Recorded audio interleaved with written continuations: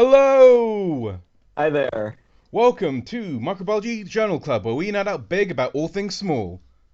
My name is Danny, and in a previous life, I dropped out for my PhD in microbiology at the University of Chicago, where I was infecting skin I grew with MRSA. Nowadays, I'm a fact checker for pharmaceutical advertisers and the president of Biotech Without Borders, a nonprofit based at NYC dedicated to enabling the public with the tools of biotech. My name is Faz, and I have a PhD in microbiology, and I've mostly worked on bacteria, but I also work as a I've also worked as a research integrity specialist. I'm currently working as an editor for a scientific journal. Every week, we meet to talk about microbiology, and it's our news week where we do an overview of the papers that we've seen in the news or other sources to try to find an article that we want to cover it next week in more detail. Next week will be our deep dive week, where we take the article we choose today and look at it figure by figure to learn what it can and cannot tell us. So make sure to subscribe to satisfy your microbiology curiosities. So you can follow along with the papers that we read in either week in our Shared Terror library linked in the doobly-doo below. And we want to hear from you, so please use the comments or tweet us using the hashtag MicroTWJC hashtag. And boy, do we have a show today. We'll be giving out some of the latest vaccine news for SARS-CoV-2. We'll be taking a look at some new experimental treatments for SARS-CoV-2, like nanobodies and nanodecoys. And then we'll be entering the world of bacteriophages once again to ask, can viruses talk to each other? And if so, what do they talk about? All that and more to follow. Yeah, totally. Definitely a stacked thing. And to kick us off, we have this press release from CureVac. So pharmaceutical company, and we have vaccines that are being distributed, but there are tons of vaccines in the pipeline. If people remember when we were following like which vaccine was going to be the winners coming out first, there's tons of different platform technologies at many different stages of development, and so clinical trials are still happening. And this group, CureVac, did a press release of their phase 2b/3 trial, and it doesn't look as good as they wanted. It didn't meet their primary criteria. Yeah, there's been a lot of buzz about mRNA-based vaccines. I mean, there's Moderna, there's BioNTech, and those are two have been quite successful. They came up with, I mean, at this stage, they're producing really like glowing press releases about this stuff that I didn't really believe at the time, so we didn't report it on as much. Yep.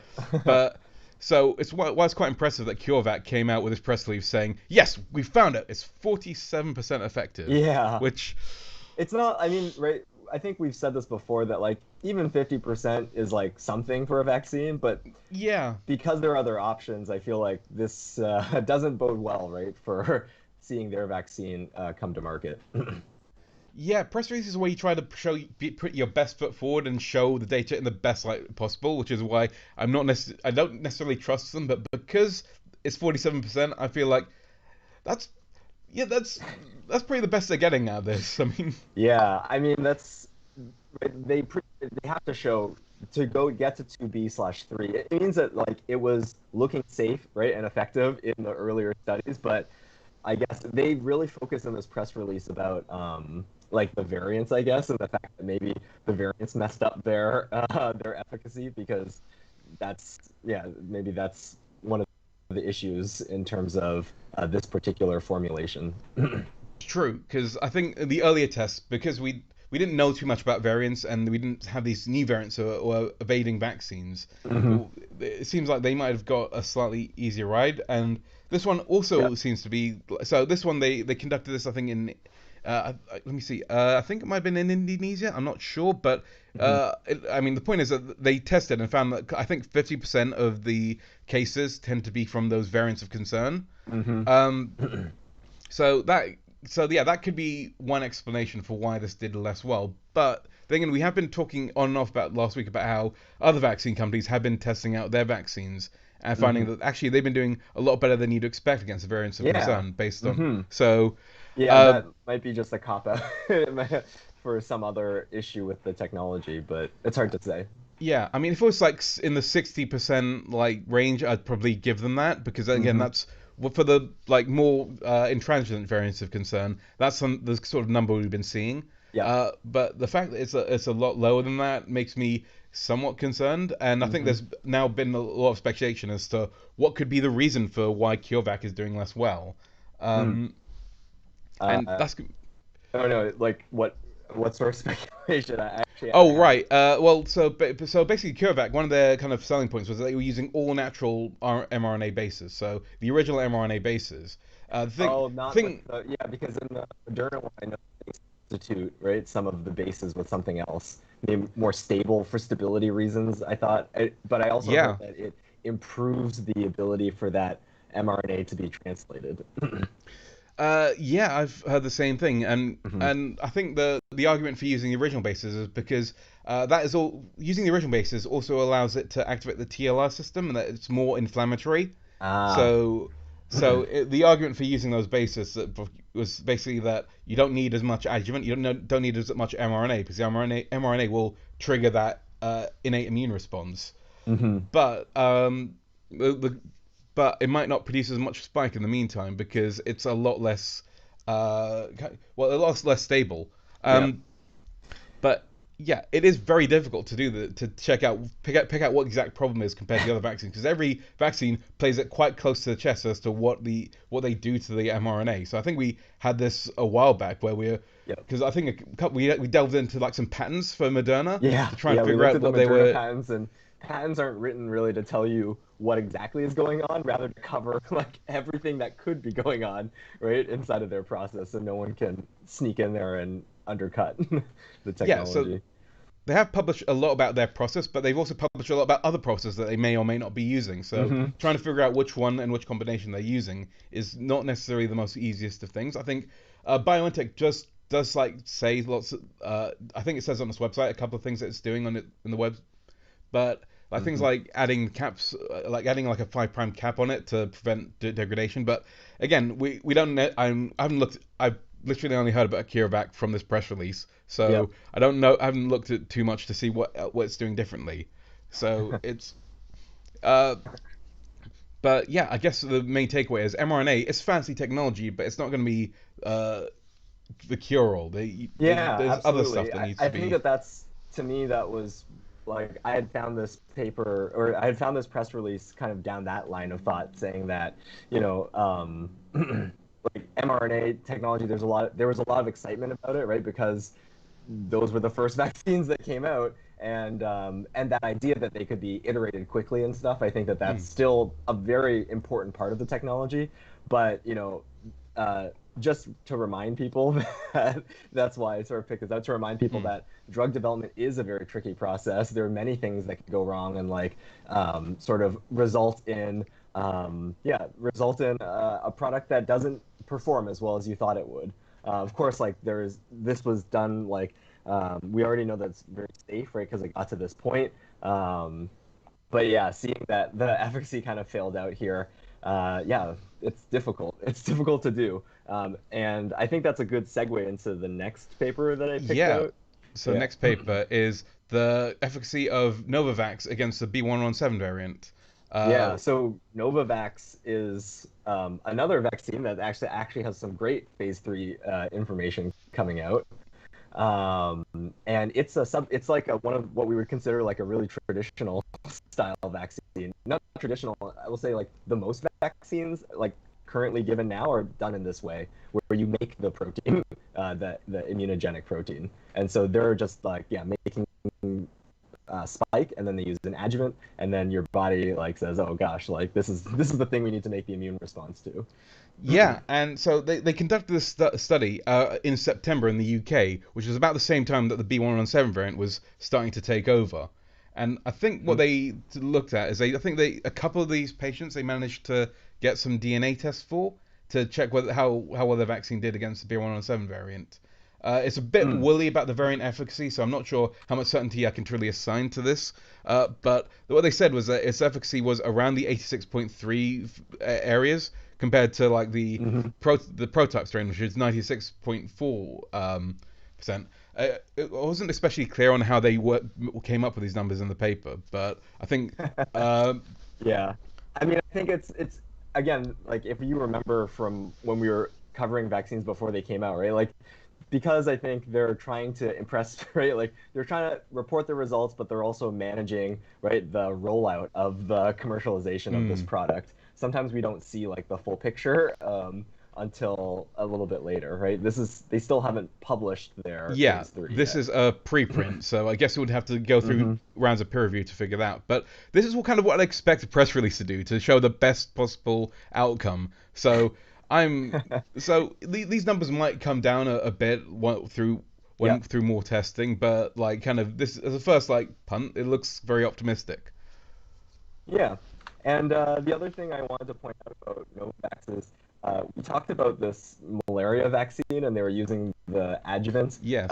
like the Matrix M adjuvant or something that was like, oh, this really exciting new adjuvant. This is the vaccine candidate for SARS-CoV-2 that uses that adjuvant and like is sort of the beneficiary, I guess, of adjuvant research that's being done in recent times.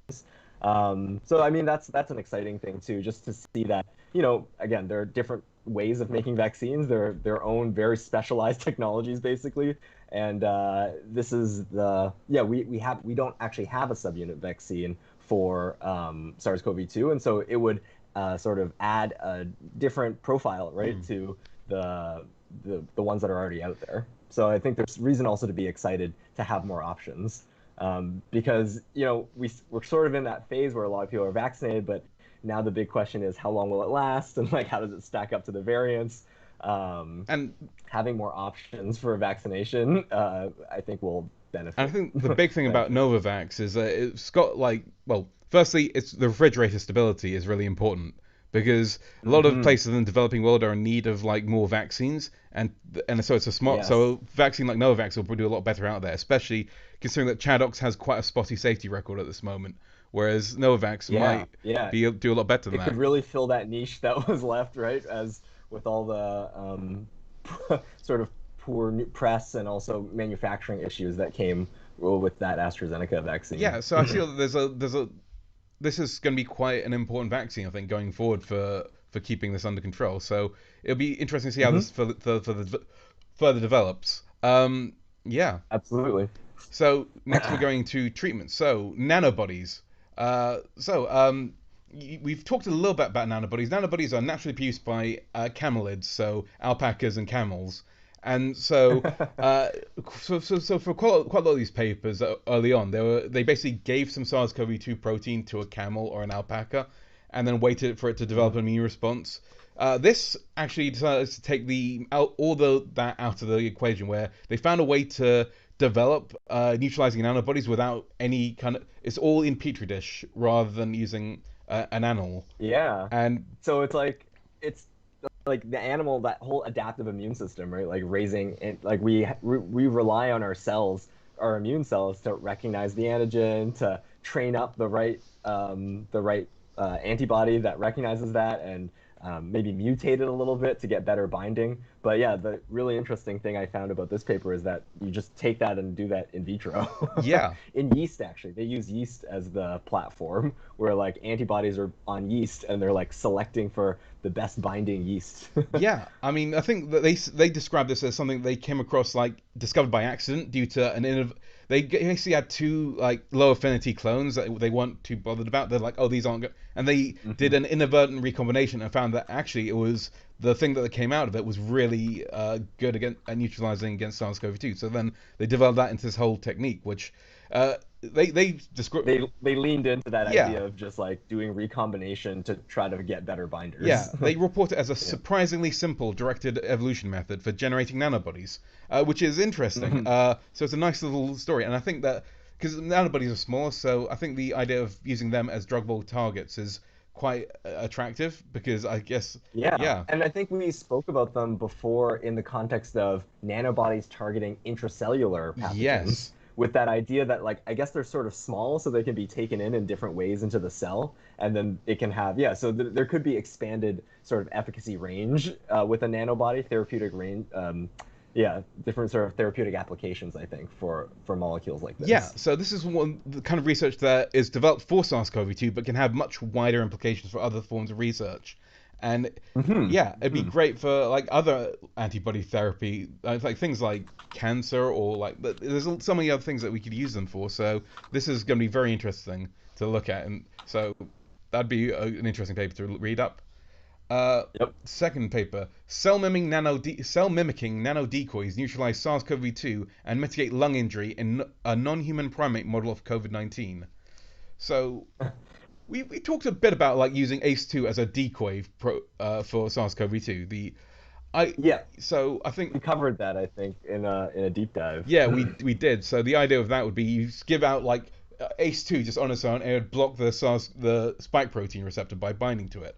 This does it a little bit differently. What they do is they take the ACE2 and they put it onto these nanodecoys developed from lung spheroid cells, and the idea would be that these almost act like vacuum cleaners sucking up the SARS-CoV-2 virions in so Yeah, it's just like a bigger it's a bigger version of right the decoys that we were thinking about before. The decoys before were just like the receptor itself, yeah. right? So you have to have a lot of that protein. But here it's all attached to some sort of cell-like scaffold, I guess, that they're calling a nano Yeah, decoy. so it basically like rather than just like not utilizing one kind of receptor on the kind of SARS-CoV-2, it kind of sticks the whole SARS-CoV-2 in this big aggregate.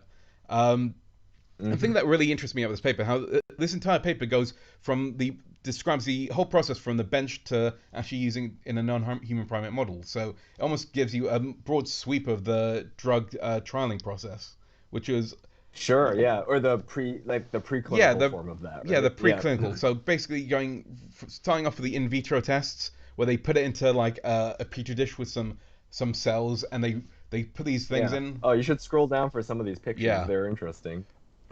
Oh yeah. Like figure 3, I guess you can actually see. I think C, D, and E are images of the of the um Yeah. the virus getting sucked up into those things. Yeah. So it's kind of interesting, and they've like figured out a way to deliver it inhalationally. So they so it's almost like Hmm. an so and then they put it all into a mouse model, and they put it into a primate model. So there's quite a lot in here that is quite interesting.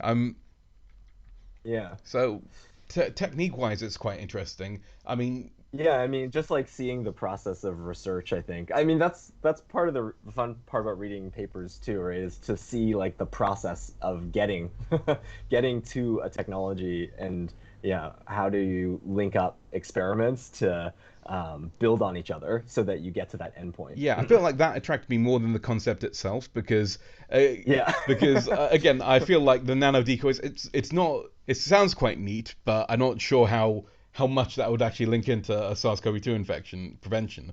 But the Hmm. actual way they do this is quite interesting, and so the way they tell the story Hmm. is what would interest me in this paper. Um, and the Okay. next paper is Let's see what. Cryo-EM structure of SARS-CoV-2 ORF3a in lipid nanodiscs. So we talked Yeah. about Cryo-EM, which is just looking at kind of Hmm. proteins in situ and seeing how they kind of act and getting a shape for them. And ORF3a is like we don't talk about it much, but so Yeah, I don't remember talking about yeah, ORF3a really at all. yeah, it's a putative viral ion channel. So, so based on its structure, people Hmm. think, oh, it's a channel for ion. So that means it could potentially be a good drug target. Um, but we don't know its structure properly. And this paper is focused on discovering that structure and like getting it down to a 2 angstrom resolution, which is very very tiny. It's very Oh, yeah, yeah. that's an amazing resolution. And then so they don't just do they also like do some various so they've got a nice little structure for it, and they also do some electrophysiology to try and figure out what like how it works as an ion channel. So there's Yeah. Yeah, and this protein, I guess I think they hypothesize, right? There's not that much known hmm. about it, but based on its idea of being a channel, they're thinking it like helps break apart the cells. It's some sort of like lysis Yeah. mechanism. So again, that'd be a really interesting thing to. But again, it's because I'm an easy lay for Cryo-EM. That's I think the main thing. Yeah, we get to see the pictures and Yeah. it is interesting though that they take it and then they're also doing they get the structure but they also want to know the function, Yeah. right? So they're actually also identifying the fact that it can act as a channel or whatever, and what are the right residues, I guess, that go into that. Yeah. Residues meaning amino acid residues, Right. yeah. Next one is High titers and low fucosylation of early human anti-SARS-CoV-2 IgG promote inflammation by alveolar macrophages.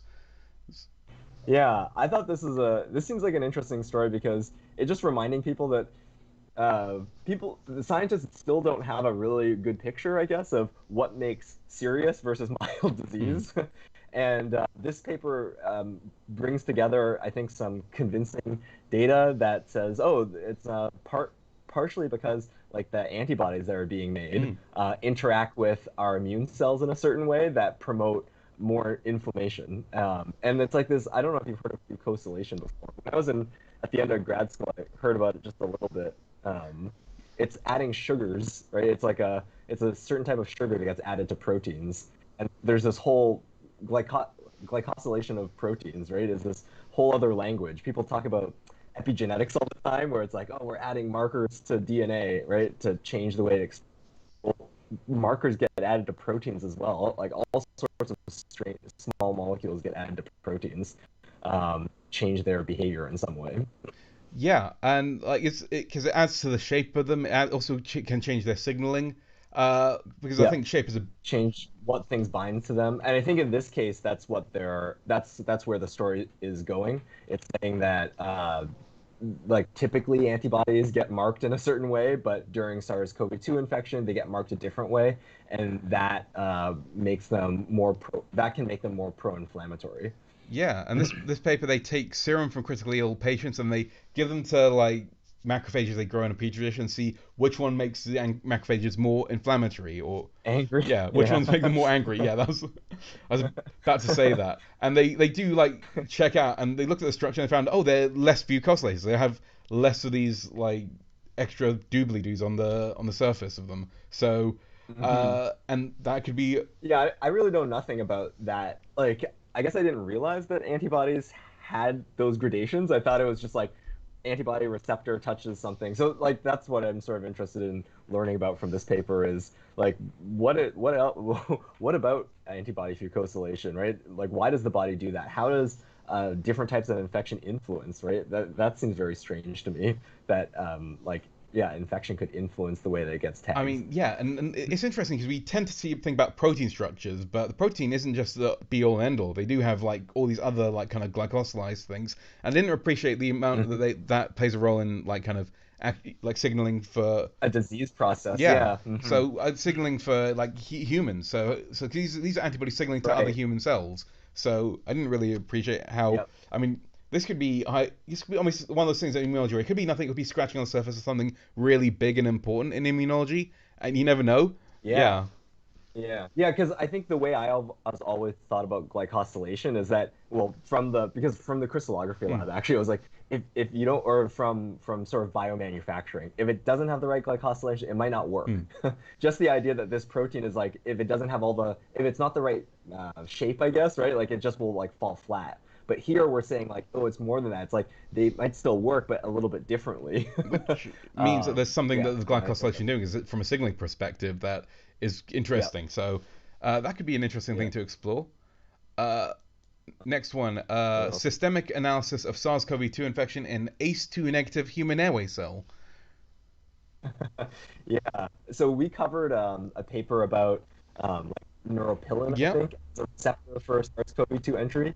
And actually, reading the introduction to this paper, there's another receptor that was identified as well that we didn't cover, something called AXP.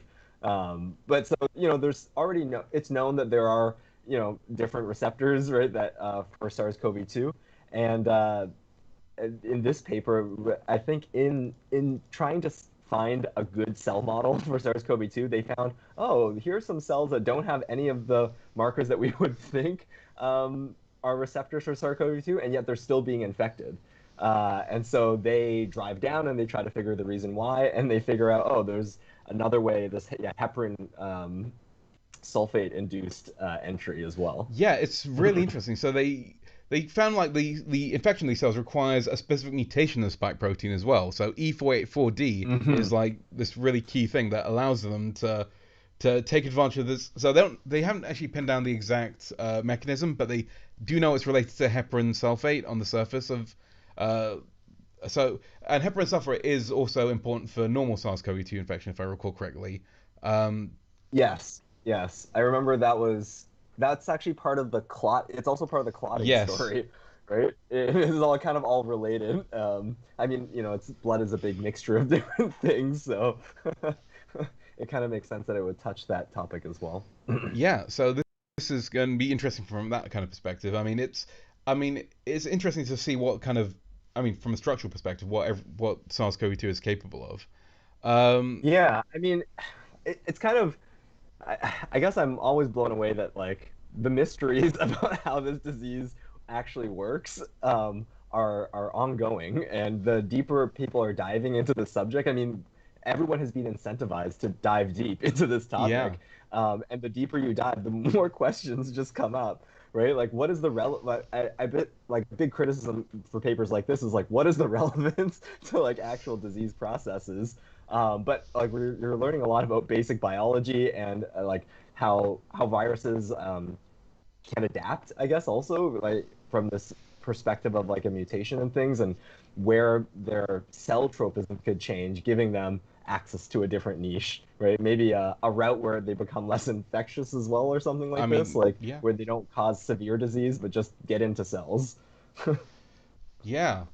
I think that wraps up for our SARS-CoV-2 news, and I think that brings us to bacteriophages. So let's go move on to Oh yeah, yes. because last week we covered a paper on on phages and potential of using co-evolution phage therapy, but during it, one of our commenters, Minimal, he pointed us out that there are some core and sensing systems used for viruses. So viruses can communicate with each other, but what are they talking about? What are Yeah, they and saying?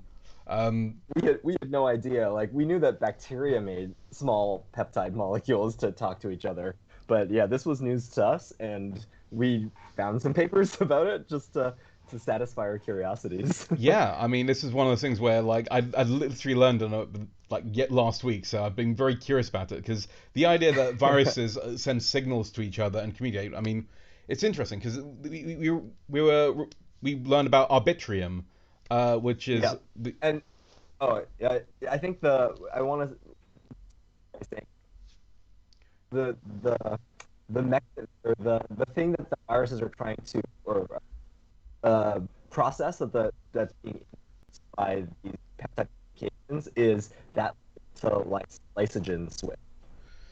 yeah, the switch between lysogeny and lytic. So for those who weren't here last week, lytic is where the viruses pop open cells and they send out all the viruses. So lytic cycle is something that we're quite like kind of aware of. I mean, it's what SARS-CoV-2 primarily uses because it replicates, uses the cell's resources, and pops out and kills the cell. But lysogeny is a lot less common because that's where the virus integrates into the host genome and becomes dormant, or it doesn't even have to be integrated. Just like leave its DNA there in a dormant state somehow, and and and it just Yeah, doesn't I do think anything until it's activated. yeah.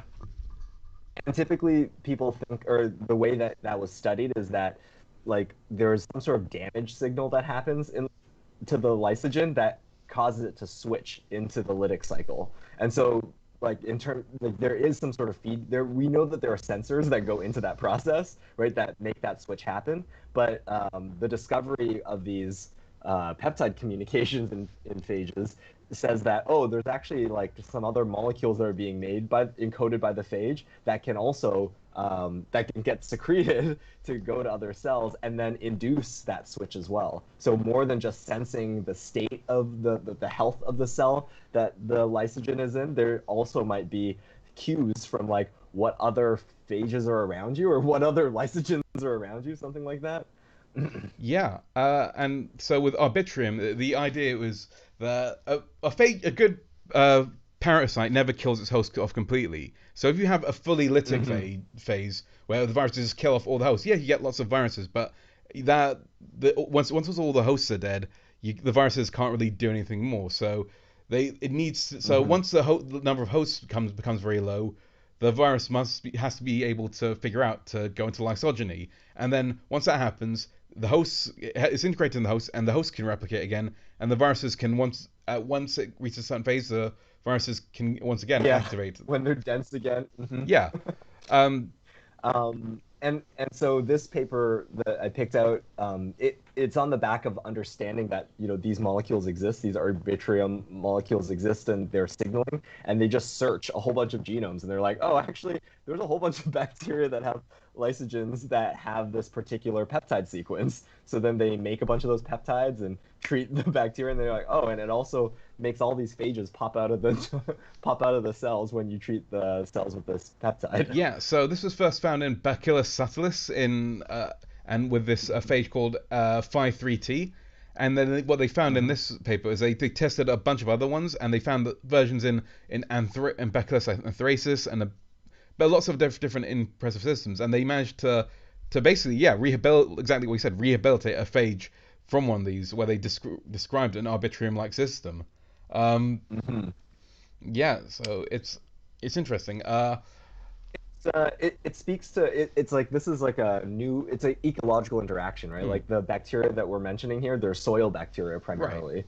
and so we know. I mean, it's well known that soil is an incredibly complicated microbial ecosystem. There's just like so much stuff in there. And they also live in this like feast or famine style, right? Where it's like not everything is around all at once in the soil, and so like different blooms of things grow and fall, and seeing this layer now laid over it, it's like, oh wow, like the complexity is even more. Like the phages are also like trying to take advantage of like blooming populations and stuff like that, and reading those signals from I guess like sources. Yeah, it's like almost like when the predator. So because arbitrium, it senses the number of phage around, so that can be almost.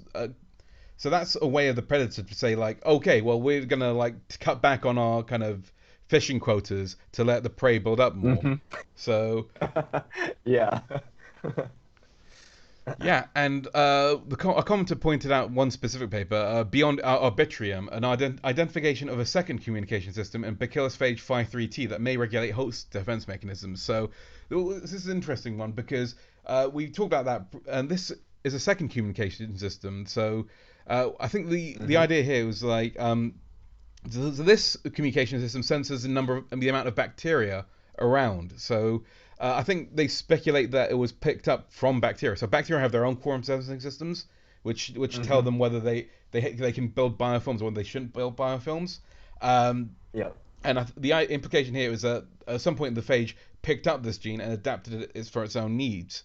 So the idea here is so using this, it can understand how many bacteria are present in the area, so it can decide whether to go into lysogeny or lytic. So they don't really pin down exactly what it's doing, but they do have some speculation that it. Yeah, this is like they find it in the genome, and then they advance this thought, right? Like, what does it mean that there's multiple systems, right? And it's finding that sweet spot, right? Like, I think that's the case for all sorts of cell to cell communication, is that there's some sweet spot of when you want to grow or when you want to activate certain systems. And yeah, the hypothesis here is that, again, it's like finding the sweet predation spot. Yeah. When's the right time to burst out of a cell to know that there are other cells around that you can infect. Yeah, and it's really interesting how the phages are taking using the bacteria's own tools to its own advantage. Right. I mean, but I think an important thing to remember as well with this research is that like this is actually very early in understanding these particular molecules and their role in like an ecological system. Like we don't know in some ways, right? Like these aren't like field measurements. These are just like we've extracted these functions from the genome and we know that it does these things, and then now everyone's thinking like, how does that apply to an ecosystem, right? Like what could it be used for? Yeah, and I think another thing that we didn't really pick up on last week very much, but phages are quite unique in the ecosystem. So they're one of the ways that bacteria can swap genetic material. So yeah. So actually, in some situations, bacteria want phage to be around. So like there are these genes called competence genes, where at some point bacteria can pare down their phage defenses and allow themselves to be like infected with new DNA and pick it up from the environment. And I think they mentioned this in this paper, but I think that's part of the interplay that sometimes like because a lot of like antibiotic resistances have traveled between species on phages. So, Absolutely. Yeah. so And that's a really good segue into the next paper that yeah, we have, I think. yeah. The next paper is an interesting one because I came across this one. A metabolite of Pseudomonas triggers prophage selective lysogenic to lytic conversion in Staphylococcus aureus. So, uh, yeah, this is one I picked up, and then it's kind of when I first heard about like quorum sensing, this is where my mind immediately went to, where bacteria can Mm. manipulate phages and other bacteria.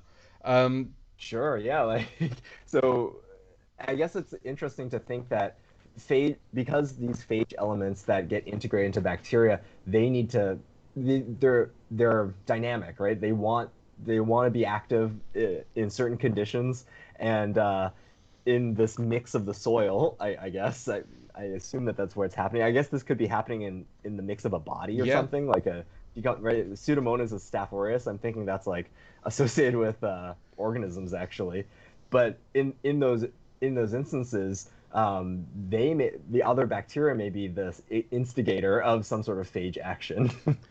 yeah. So in this case, what happens is like Pseudomonas and Staphylococcus, they're in competition for the same resources, and so in order to bacteria often often can competitions. They can produce chemicals like bacteriocins, but here what it seems Mhm. is like Pseudomonas is producing a chemical that can cause a prophage to wake up from a lysogenic phage and essentially cause itself to pop, Yeah, and then that can help the Pseudomonas take over because Staphylococcus aureus it's comes on.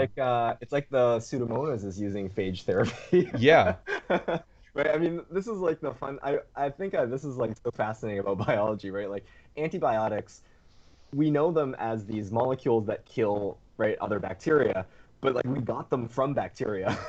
yeah, They were metabolites, right? They're products of bacterial metabolism used so that bacteria can find their niche. And like we make them in high amounts and like we can use them for our own purposes. In some ways, like I guess it's like not even surprising to think that there are also metabolites and bacteria manipulating the prophages in each other to try to find their niche, right? And like carve a space for themselves. yeah, exactly. So I think that they pinned down the molecule that's causing this to piocyanin, which is what's Which is like everyone knows, or yeah, sorry, everyone knows that's like a really famous like Pseudomonas and metabolite, yeah. secondary It's metabolite. a virulence It, factor that also kills off bacteria. So I guess like because mhm. where I read the title, I was like, that's amazing. Then the virulence factor aspect of it, because it's like something that causes stress to bacteria. So Mhm. and Because I think it like chelates metal in some way, yeah, right? It removes metal ions. So everything cells need a bit of metal ions to survive, and Pyocyanin is basically saying like, oh, just all my metal ions, only for Pseudomonas, only if you can import this. And I guess it must have. So we know that that molecule already is for mediating interactions between cells, and I guess this is another way that it does that. yeah. So that caught my attention with that paper, and I think Hmm. moving on because I think another paper that I dug up a while ago that CRISPR-Cas9 gene editing of hepatitis B virus in chronically infected humanized mice. Now, we still on this talking about dormant viruses. So hepatitis B is a disease that is it's kind of hard to get rid of because at some point it can go into a Hmm. dormant phase where it creates these like circular bits of DNA that stick around in your liver for ages, and that can keep creating Hmm. more virus, and it's very hard to get rid of that. There aren't many therapies that are directed against it, so this is quite interesting because so these Yeah. sorry uh, Oh no, go ahead. oh no yeah these I think what they're called is uh, covalently closed circular DNA, and there aren't really any therapies against that at the moment. And this is one opportunity for CRISPR-Cas9 to really show it what it can do. Yeah.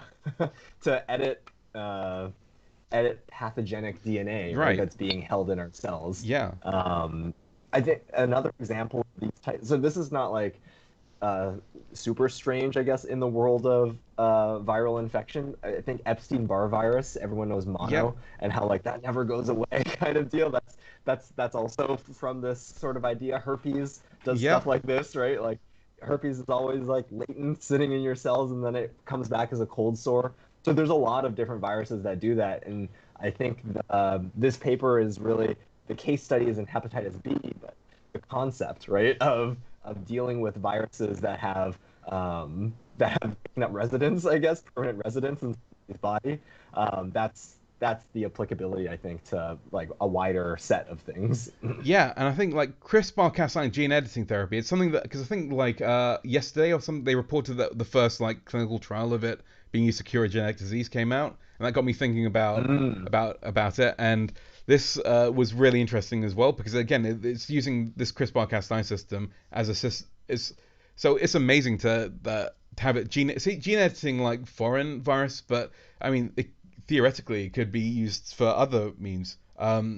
For sure. And I think, but the primary concern with all this is that, like, the off-target Yeah. effects, right? I think that that's the a big thing I think that we so yes, we know that it works in these mouse.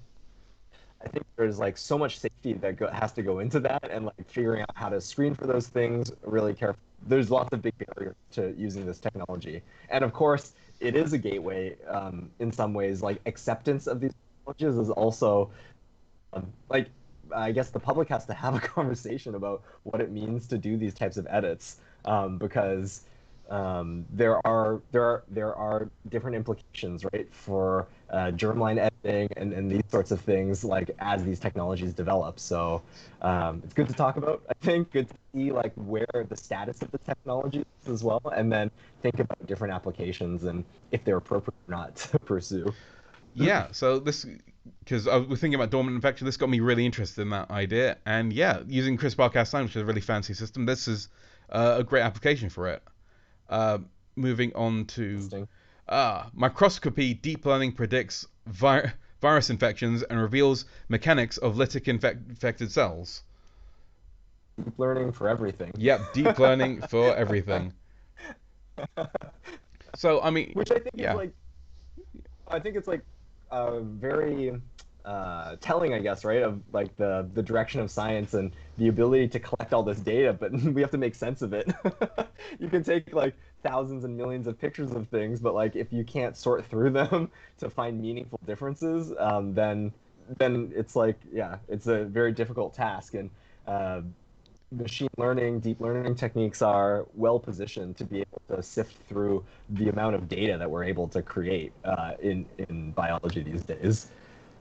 Yeah, and I feel like this reminds me of like what I don't know if you've ever done microscopy, but sometimes you see like something like, oh, this nucleus looks a bit funny. What does that mean? And there is no, and from your perspective, you can see that there's something different about these, but you can't really quantify them. Whereas if you push that through a machine learning algorithm, suddenly you can have a better way to. I feel like this paper has a little bit of that, where because the idea here was that they looked at the nuclei of like cells and found that they look a bit different, but they didn't really know how to properly quantify them, so they trained an AI to figure out the differences, and then I think looked at what was picking out and look at say, okay, well this is a certain structure, because I mean, it's so Yeah, absolutely.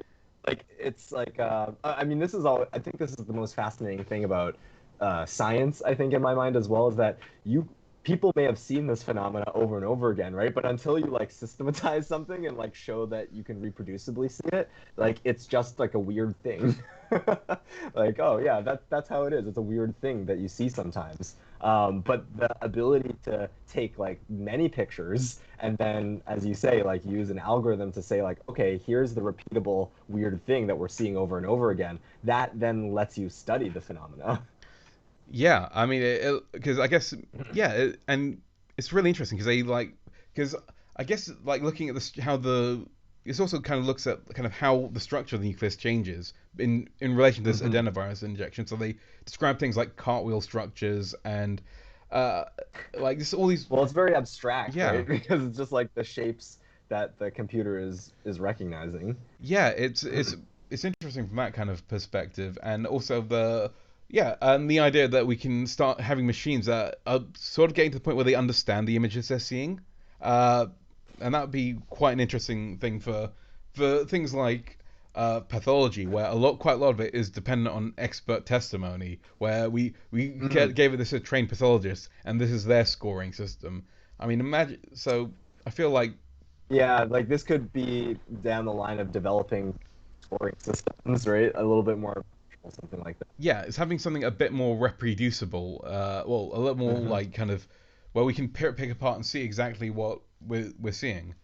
Um, but yeah, that's kind of what interests me about this paper. Next paper is Yeah, I mean, this is. Oh, sorry. sorry. I just want to like lob in there.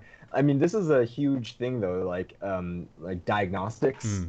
done through AI, and of course, like this is actually like a really if we're thinking about the human, so from the research perspective, okay, you use it. If you're misled, then it's like a problem in research. But like making that transition to the diagnostic side and like putting it for humans, like there's that real danger of like misdiagnosis and Hmm. things like that, right? And then also adversarial examples, like oh, like someone is trying to make the diagnostic come out a certain way, Right. right? And like so, like I think it's an exciting technology, but also a really complicated one to understand how to deploy in the health space. Yeah. Oh, wait, anyways, that's just like my wet blanket Oh no, comment that's. about AI diagnostics. But yeah, no. There are definitely conversations happening about like how we can actually make AI reproducible or have like picking up understanding so we don't Yeah, have overfitting problems and what kind of standards we need in the field. Um, yeah. Like if you think that like all that stuff about AI algorithms, like just in advertising, right, are like biased and like reproducing racist structures and like then touch that to health, and you're like, oh my goodness, it's like a whole other place. yeah, there's a lot of like things that you need to be very careful of when applying. Very Yeah. carefully implemented, yeah. So we haven't seen that technology yet, I think. Like there's no approved AI algorithm out there for diagnostics. Uh, I think, to my knowledge, at this moment. Not to my knowledge, but who Yeah, knows? I mean, I guess the yeah. postcode lottery I is. feel like I'm gonna dig for the next news one and try to find something now. Yeah, maybe. All right, but then we'll bring in some good news. So this is interesting. So efficacy of Wolbachia infected mosquito deployments for the control of dengue. Yeah, this was something that people have been working with this technology for a long time. Wolbachia is a bacteria that naturally does infect Hmm. mosquitoes, and it was found that well, there's actually so many different ways that it can be used, but in I think what's relevant for this paper is that the, the infection with the mosquitoes unable to carry the virus that causes uh, Right. Uh, seeing here is a clinical study in some ways of them releasing these Wolbachia infected mosquitoes into the environment. yeah, I mean it's interesting because it's a different way to run a control trial. So you've got your Wolbachia infected mosquitoes that are less likely to get dengue fever and less likely to carry it. And how do you test Hmm. that in a clinical trial? And what they did was they basically did a geography based thing. So you got this map of the location of the trials and the locations of clusters, and Hmm. the Wolbachia is passed from like from mother to from like mother to daughters or sons. It's like passed to Yeah, I think it's like in their eggs yeah. or something like this. It like infects the gonads and then it gets into the So eggs. once you infect mosquito with it, then any mosquito it mates with, any mosquito that is generated from it, that like is born from it, will Hmm. have Wolbachia. And then the idea is Hmm. that then you have this entire population of mosquitoes that are resistant to dengue fever and then can't spread it. And so Hmm. but so how do you test for that? Well, they go to different areas and different isolated geographic areas, kind of, and they released some of these Wolbachia infected mosquitoes, left them for a Hmm. while, and then signed people up in this clinical trial in those different areas. Um, To see if dengue rates were going up or down in those areas. yeah, and in this case, like how you do a placebo control because a patient that can't tell whether a mosquito they've bitten with has Wolbachia or not. So Yeah, is yeah. yeah, I mean, I think it's just the right. This is like the strength of like statistical yeah, powering, right? They're just like, let's just do it so many times that we can feel confident that like this intervention is the thing that's causing the decrease in dengue rate. yeah, and the hospitalization for dengue was I think lower in the intervention clusters than those in the control clusters, which is Hmm. quite impressive. Yeah. Yeah, and I don't Uh, know if I'm people sorry you broke up there for a little bit. Can you repeat what you said? oh, super excited about this technology. Um, I'm not sure if people are aware of the gene drive. work that's being done. Like that's like a type of reproducing genetic structure that people bred into mosquitoes that makes them sterile. The idea is that you release these gene drive mosquitoes and then like all the mosquitoes become sterile and they die basically. And that's like one method, I guess, people are trying to get at to remove this vector transmission. But this Wolbachia one, like it doesn't rely on making mosquitoes extinct. Yeah. Which I think like is like that's why I'm like super excited about it because I'm like, wow, like, this is an intervention that seems like it seems at least from the way I think about it, more soft touch on the ecology, not just knock down mosquitoes everywhere. Not to say that it's easy to make a mosquito extinct using a G trap necessarily, but this way is like just increasing the immunity to the viral. Yeah, and I think the thing about ginger technology that is always a worry is like, oh, what if mosquito without it will come into an area that has been cleared of mosquitoes? Then you, so it's an interesting, but I mean, I think this is a really good news. I quite like the idea of making mosquitoes resistant to the infection. Then Immunity. yeah. But going on, keep on the mosquito-borne diseases like aspect of things. I think we're going to be moving on to a reproducible and scalable process for manufacturing PFS 48/45 based Plasmodium falciparum transmission blocking vaccine. Yeah, I just want to highlight this paper because, well, I've been actually searching a lot about from the Novavax. I was like, oh, I want to find more papers about the adjuvant, the one adjuvant, and this paper came up. Oh, this is something showing the process, making like going to see like the types of purification, like the cells that they have to go purification. That ultimately they're making a sub-style vaccine where they're making a protein, and then that protein is mixed with an adjuvant.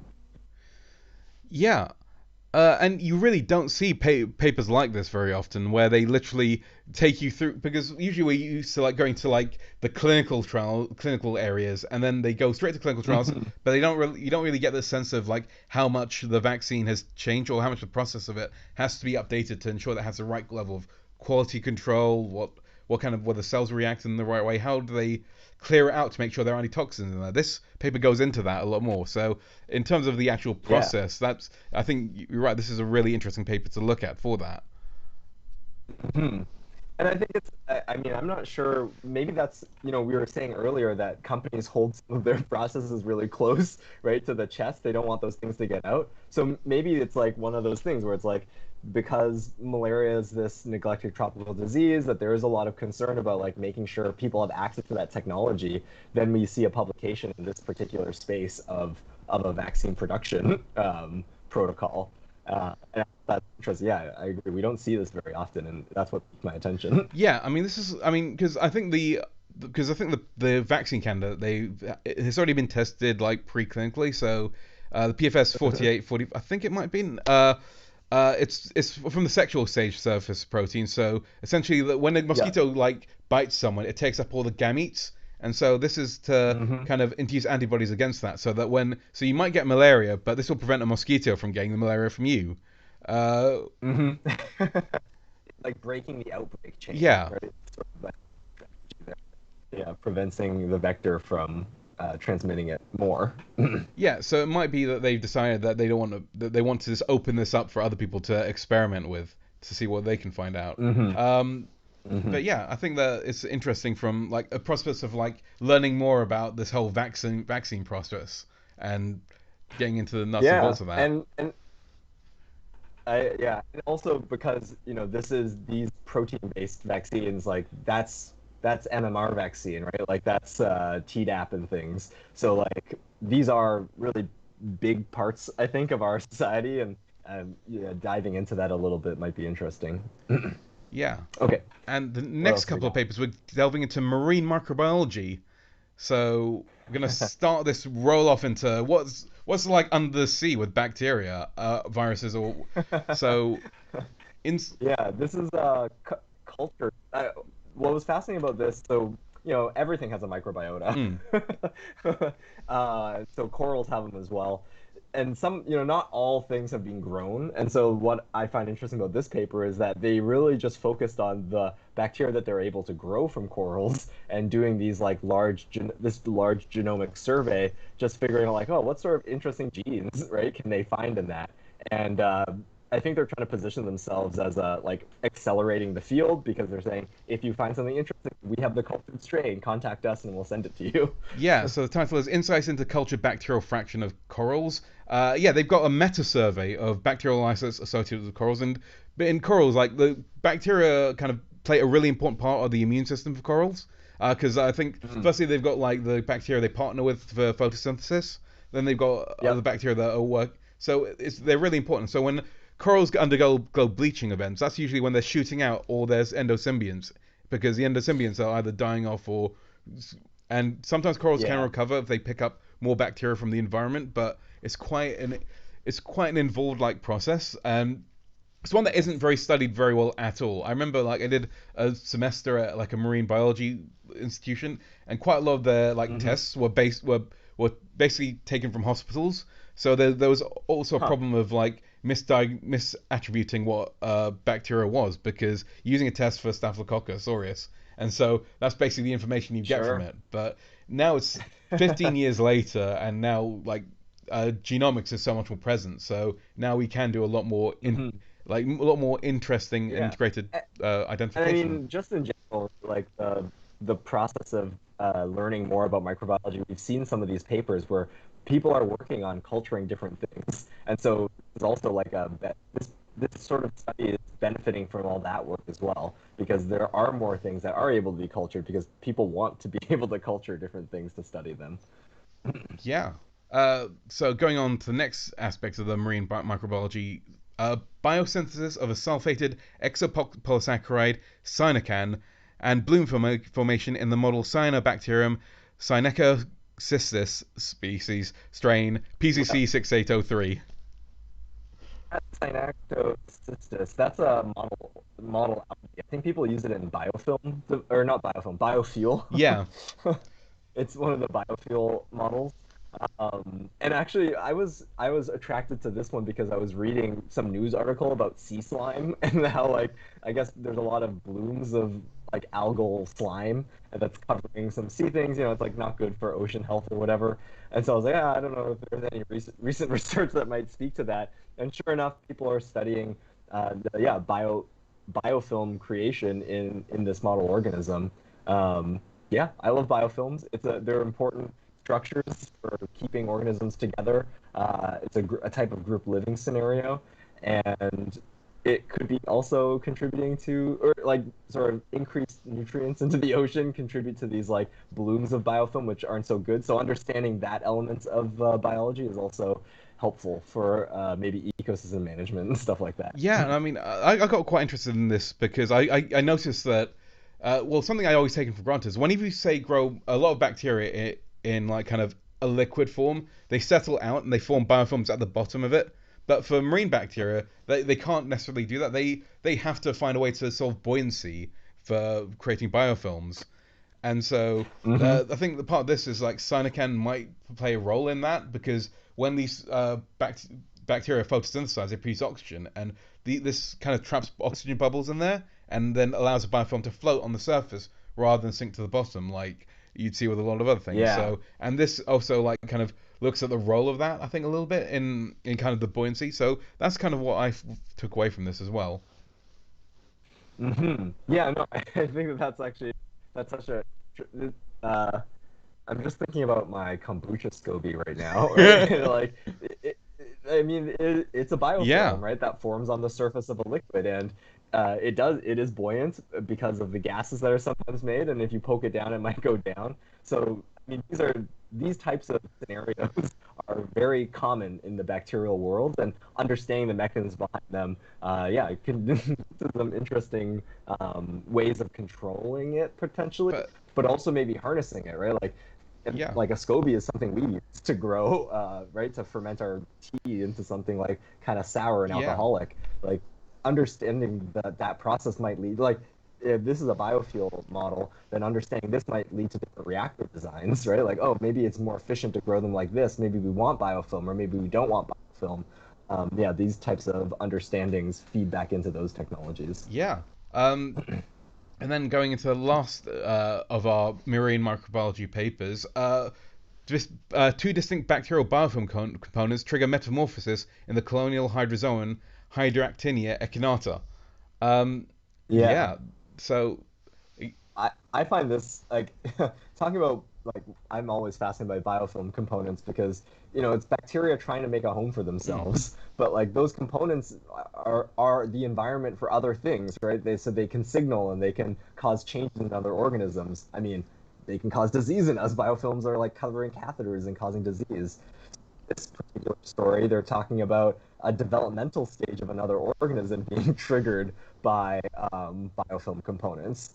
And it just, I mean, this is like fascinating, right? Imagine, right, your development being actually maybe not that crazy because we know that microbiota is very important for all sorts of things. And for this particular organism, important for a metamorphosis stage. yeah, it's interesting because we previously talked about viruses talking to each other, bacteria talking to other viruses with other bacteria, and now we're talking about bacteria and communication with invertebrates so Invertebrates, so yeah. yeah, because I think there are a lot of like invertebrates that have like kind of mobile swimming life stages.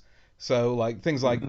like coral have swimming life stages. I mean, crabs even have swimming life stages. But then they need to be able to sense when they're like at right phage when they're in the soil to trigger their metamorphosis into a more settled stage. So they pick up kind of metabolites from the area to decide, oh, is this the right place for me to start metamorphosizing? And I feel like that's where this comes in. Um, Absolutely. Yeah. I mean, I think they have a picture of like the this particular organism that they have grows on the shells of hermit crabs. yeah, yeah, it does. Uh, So these are little crabs that just have these they're like kind of hydra looking sort of creatures, right, yeah, adhered to the surface of the shell. yeah, and bacteria are a part of that kind of ecosystem they want to grow in. So it's a good signal for them to look out Mhm. for. But this isn't just found in like hydrozoans or corals. It's found in mollusks, barnacles, annelids, kind of all sorts of different marine organisms. So it seems to be pretty Yes. widespread. So it's quite interesting. And this is just used as a model organism to study this. And so Feels like like this is maybe one of my most favorite subjects in or like all this communication stuff, mm. right? This is what gets me off in microbiology, knowing that all these cells have molecules that talk to each other that that make life go, right? That we're all dependent on just these tiny things that have unique chemical signals. Yeah, I think that this is just yeah, it's quite interesting because again, this is something that we wouldn't ordinarily talk about. I mean, since we're so focused on like SARS-CoV-2 and human health, it's not we don't. There's all these other things that bacteria are really important and involved with that we would never Hmm. take a look at. Um, Yes. so yeah, and I think And then uh, and then we have one last thing yep, that I threw on there. I mean, I just this week someone was talking to me about probiotics, and so I was like looking for probiotic papers, and I found this one. It was like interesting. I think it was, not like a blisteringly new understanding about probiotics, but one that I'm not sure people are aware of, and I wanted to bring some awareness to. yeah, That is this particular probiotic of Lactobacillus rhamnosus being used in chickens to prevent chickens from getting sick in factory farm conditions, basically. yeah, because I think one of the big controversies over the past, like, was the use of antibiotics for helping growth promotion in factory farmed animals. So the idea that Yes. animals in that situation they're kind of more susceptible to diseases, and so giving them blanket antibiotics helps them grow better. But now with Yep. But then also that means you're increasing the selection for microbes that are resistant to those antibiotics. So it's not the best management, I think, to use antibiotics in these types of conditions. yeah, so there has been like a now a much more stronger push for replacements for that to be found. So I've heard like phage therapies, but also probiotics, using probiotics as replacement for growth promoters. Um, Yeah. I, And I think it's interesting because there's lots of, I mean, probiotics is a very, I think it's close to many people's thoughts, right? Because everyone wants to be healthy and eat probiotics. So it's interesting to see like the industrial application of them, right? Where it's like, oh, here's probiotics being used, yeah, for on chickens, and they actually go in this paper into the immunity, Yeah. right? And they actually measure a bunch of immune markers, and they show, yeah, like this is boosting the markers of chicken immunity, and then they do a challenge study. So like this is a very complete sort of animal health paper, I guess, where they're like they challenge these chickens with coli and they find that they're not dying. Yeah, and I think that's quite a good sort of thing. And I feel like probiotics are a lot more marketable because, I mean, think about it. These chickens were fed with probiotics sounds a lot better than factory grown, doesn't Oh, it? Like it's I'm getting probiotics. My chickens are getting probiotics. yeah, it's very crunchy and sounds very like right From on. the marketing perspective. For basically what is like yet another way to keep factory farmed animals like cost effective, I guess.